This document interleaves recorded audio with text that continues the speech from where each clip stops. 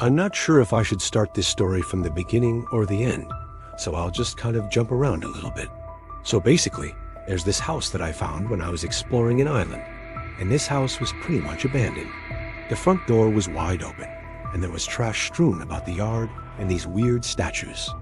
I mean, I couldn't help but feel like something was watching me, so I decided to run away.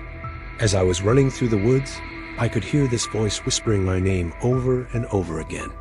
And then I turned around and I saw this little girl standing in the trees, and she had a meat cleaver in her hand.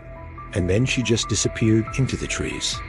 When I got home, I decided to look up the history of the island and the house and the people who lived there.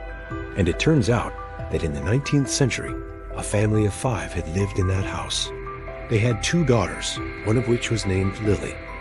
And one day the father went into the woods and never came back.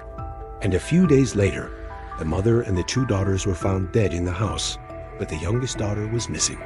And they never did find out what happened to her.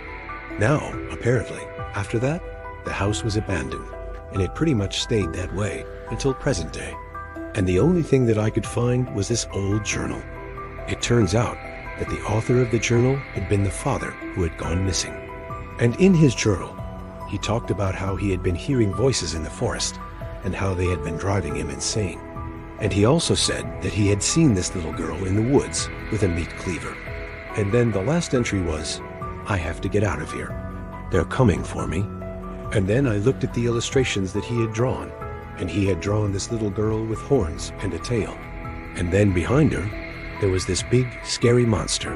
And I'm pretty sure that that's what was living in the house. Anyways, I don't know if I'm just getting paranoid or what, but I keep hearing this little girl whispering my name in the forest.